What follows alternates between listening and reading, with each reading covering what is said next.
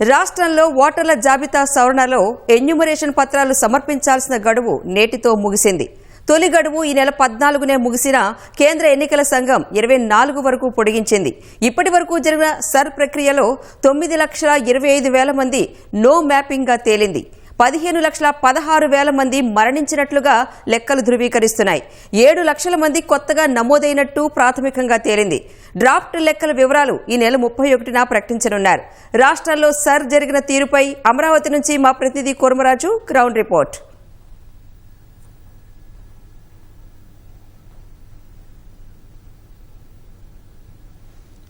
రాణి, ధన్యవాదాలు.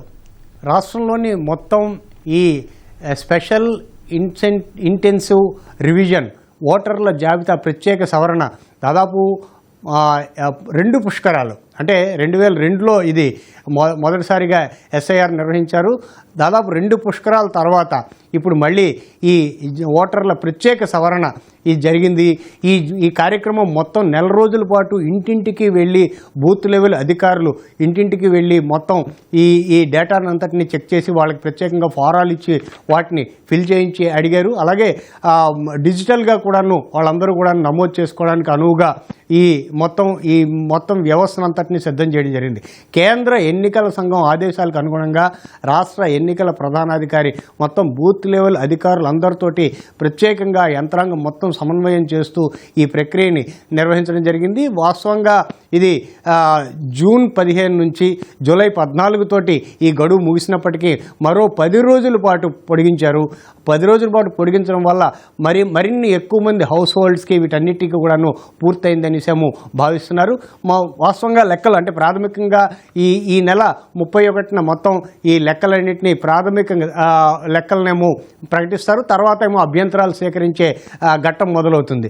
ఇందులో ఇప్పటివరకు వస్తున్న లెక్కల ప్రకారం మనం చూసుకుంటే నో మ్యాపింగ్ గాను దాదాపు 9,25,000 మంది నో మ్యాపింగ్ అంటే మ్యాపింగ్కి అందకుండా ఉన్నారు. అలాగే 44,62,000 మందికి పైగా వాళ్ళ డేటా ఇంతవరకు కలెక్ట్ కాలేదనిసాము మనకు ఉన్న వివరాలను బట్టి తెలుస్తోంది. ఈ మరోవైపు మరణించిన వారి సంఖ్య చూస్తుంటే దాదాపు 15 లక్షలకు పైగా మరణించారు ఓటర్లు. అంటే ఓటర్ లిస్టులో ఉన్న వాళ్ళంతా కూడాను వాళ్ళు మరణించారనిసాము ఒక లెక్కలు గణాంకాలు చెప్తున్నాయి. అంటే ఇది మొత్తం ఓటర్ల శాతంలోని 3.64% ఉంది.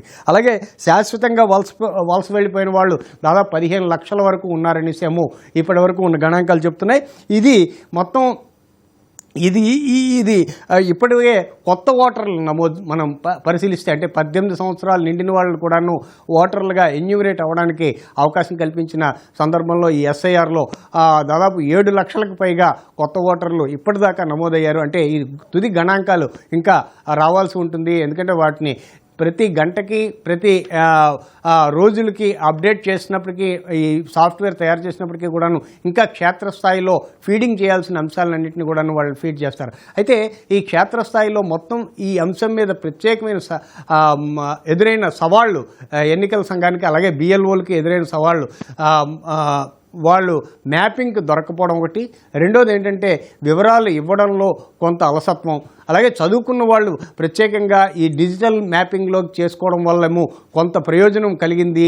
ఇది వీరికి అంటే ఈ ఓటర్ల జాబితా మరింత సమగ్రంగా అదంటే తప్పులు లేకుండా ఓటర్ల జాబితా ఉండడానికి అవకాశం కలుగుతుందని వాళ్ళు అంచనా వేస్తుండడం జరిగింది. ఇవి ఇంకా పూర్తి స్థాయిలో వీటన్నిటినీ కూడాను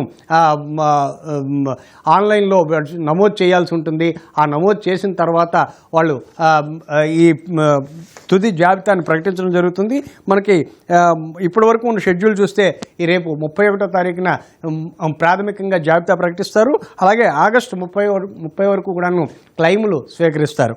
ఇది అక్టోబర్ 3వ తారీఖున తుది జాబితాన్ని ప్రకటిస్తుంటే పూర్తిగా ఎస్ఐఆర్ తర్వాత ఎంతమంది ఓటర్లు ఉన్నారు రాష్ట్రంలో దాదాపు 4,16,00,000 మంది ఓటర్లు ప్రస్తుతం ఉన్నట్టుగా మనకు తెలుస్తుంది. ఈ సవరణల తర్వాత ఎంతమంది ఉంటారు కొత్త ఓటర్లతో కలిపి పాత చనిపోయిన వారు అలాగే మ్యాపింగ్ లేని వాళ్ళందరినీ తీసేస్తే ఎంతమంది ఉంటారన్నది తుది జాబితా అక్టోబర్ 3వ తారీఖున ఈ కేంద్ర ఎన్నికల సంఘం తరఫున రాష్ట్ర ఎన్నికల ప్రధానాధికారి వీటిని ప్రకటిస్తారు.